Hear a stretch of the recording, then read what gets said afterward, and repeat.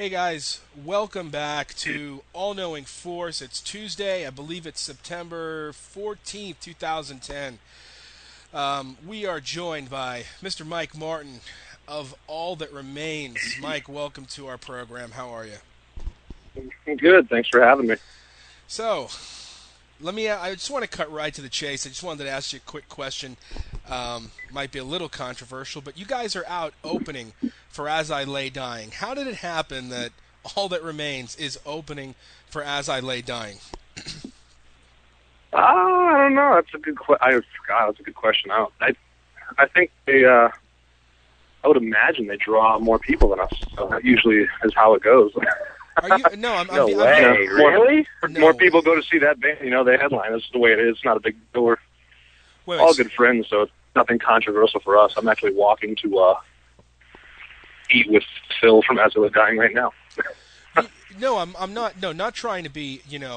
Like I said, not trying to be controversial. But when I saw that, the first thing I thought was, okay, this is pretty cool. All That Remains is taking As I Lay Dying out, and it's the exact opposite.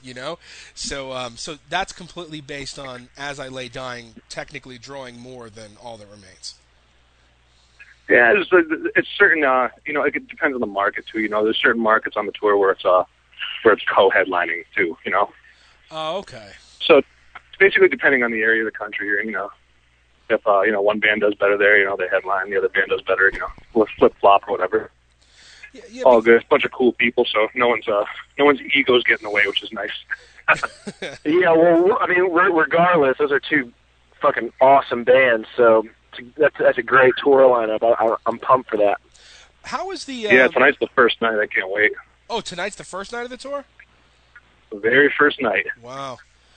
You guys are in El Paso, right? Yeah. We did three headlining shows just to get out here. Because we're in Massachusetts, so we did Pittsburgh, Nashville, and Oklahoma City to get out here, and now the first real night of the tour is happening tonight. What, is that Laying Dying on the tour when you guys come out west next month? No, that's our headlining tour. Yeah, I didn't think so. I was going to say, As I Lay Dying, they draw huge out in California because they're a Southern California band. Yes. So. I still can't believe it, but that's just that's just one person's interpretation of everything. Now, I wanted to ask you something. I appreciate the compliment.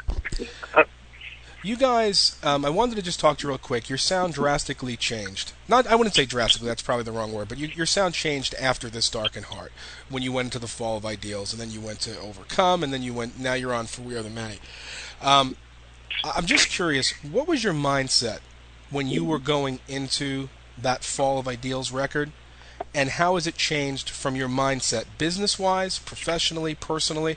How has it changed now that you're going into this new record and that you actually have some expectations now? People have expectations of you, should I say.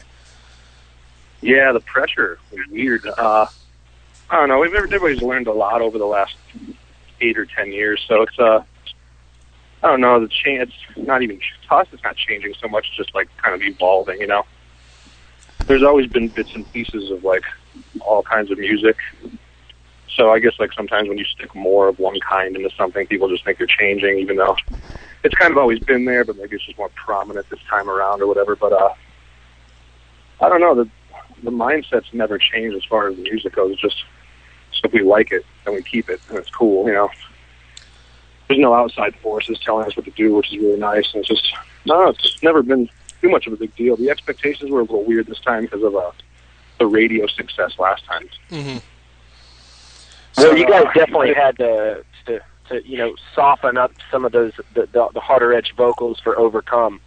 But my one comment on that, like I've been a fan of All That Remains from the beginning, from the very first record, from the first time I saw The Deepest Gray on Headbangers Ball years ago. So I'm a long-time fan, but I'm sure a lot of people were turned off when Overcome came out, like some of the old school fans, but I was not one of them. I actually embraced it because I thought that you guys, maybe became a little quote-unquote radio friendly, but you did it without sucking.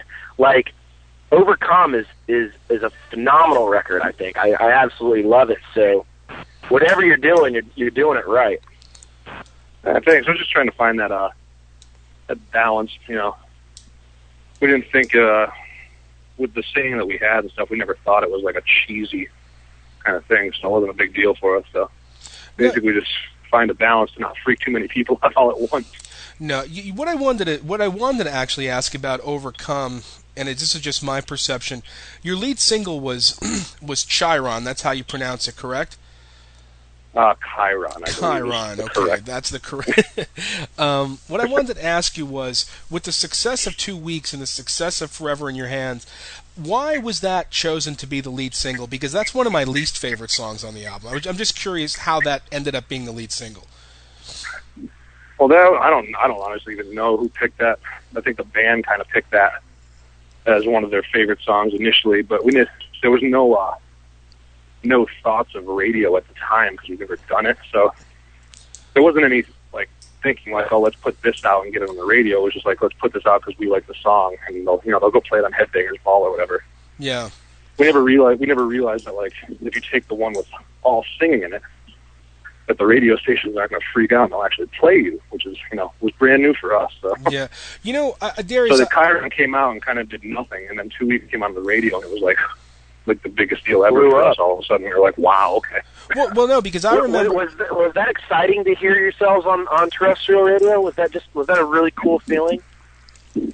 I thought it was awesome for David because we over the years we've gotten played plenty of times, but it was on those like middle of the night metal shows. You get played at 4 a.m. or whatever. But it was real weird to have I had friends texting me every day like, hey, it's 2:00 and they're playing you on the radio right now. And I'm just like, what?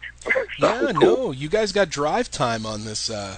On the last record, it was definitely. I heard yeah. 4 or 5. Yeah, but like I said, I remember seeing online maybe 2 years ago before the record came out. I remember seeing the behind-the-scenes filming for the Chiron video, and I just remember thinking, no, this shouldn't be the one. This shouldn't be the lead single for that record. But that's just my honest opinion there. But I also wanted to touch on something before I forget, before the conversation goes somewhere else.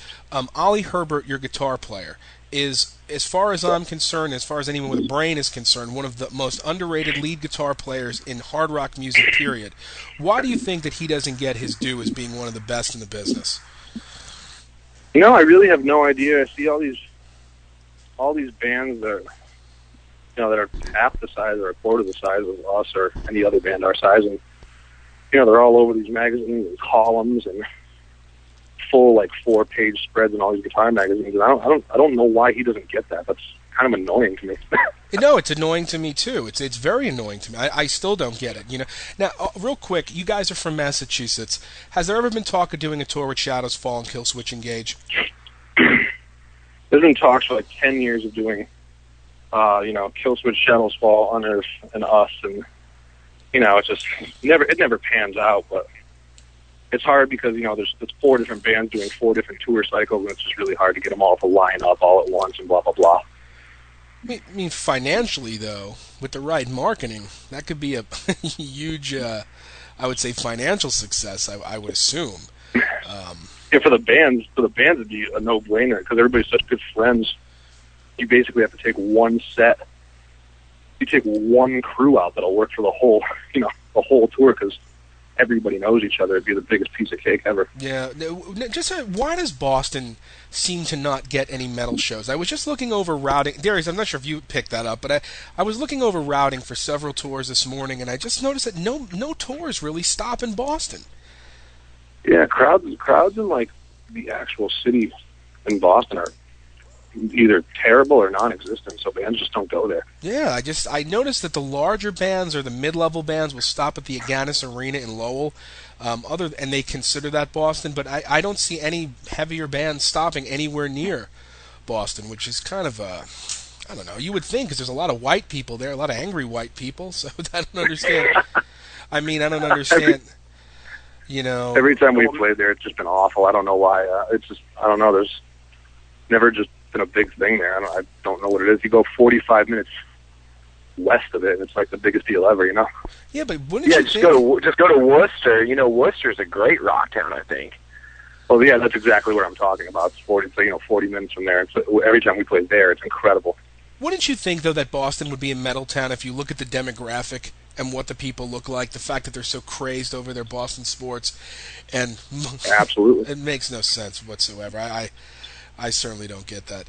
What else did I want to talk to you about? There was actually a bunch of things. The new record is coming out, and when's it coming out? In October. We have to promote that, but that's going to be on the website. Yeah, October 12th. October 12th. Wow. Dude, the lead single kicks so much ass. I mean, that is a statement single right there. Is that even Thanks, a single? man. That's getting released. That got released onto iTunes today, actually. It's already at number 20, I believe, on the rock charts. Wow. Oh, that's awesome. Yeah, well, I first heard it on when Phil was on Heart Attack with Sirius with Jose a few weeks ago. Like I tuned in live for that, and I was like, oh my god, dude! All That Remains is coming out with a huge statement right now, and I play that song almost every day on YouTube. I just think it kicks ass, dude. That's the right way to get going with this album cycle. Yeah, thanks, man. Now, well, I agree with that too. Now, I wanted to ask, Adam D from Killswitch Engage produced the record. What's the biggest difference in between how he behaves on stage and how he behaves in a studio? Because on stage, I have to be honest, Mike. I have to be honest. I know you guys are friends. I don't want to be disrespectful. I'm 30 years old. I can't look at them on stage just simply because of him. And I mean that. I mean that not to be disrespectful, but it looks ridiculous. It really, really does when they're singing. Regardless of the reasoning, they want to have fun or whatever. It looks ridiculous. But obviously, he's great at what he does in the studio. So why does he behave like that on the stage? And what's different in the studio than what we all see? Because I've talked to him, I've met him. But what's the difference in persona in a studio versus on stage with the cape and the Batman thing and the tight Richard Simmons? Yeah. What's the difference? Well, a lot of times there's no difference. But when it really gets down to it, it's time to get some stuff done. You know, he's as big a perfectionist as you can get. It's to the point where it's just the most frustrating thing on the planet. So he's really, he knows when to buckle down. He knows if there is time to screw around, he is going to screw around now. That's him. It's just the way he is.